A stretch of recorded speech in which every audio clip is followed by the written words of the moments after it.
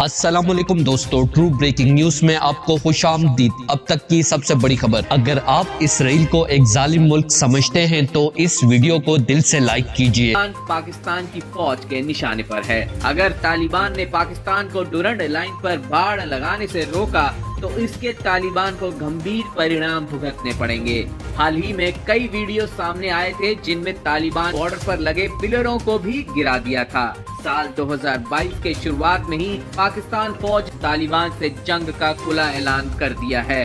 पाकिस्तान और अफगानिस्तान के बीच 2670 किलोमीटर लंबी सीमा है, जिस पर 94% बाढ़ लगाने का काम पूरा हो चुका है। जो इलाका बचा है उस पर तालिबान बाढ़ नहीं लगाने दे रहा है। तालिबान पहले ही कह चुका है कि पाकिस्तान के बलूचिस्तान और खैबर पख्तूनख्वा के काफी इलाके पर उसका भी हक है। दोस्तों, इस बारे में अपनी राय का इजहार कमेंट सेक्शन में करें। वीडियो अच्छी लगे तो लाइक करें और इस चैनल को सब्सक्राइब करें।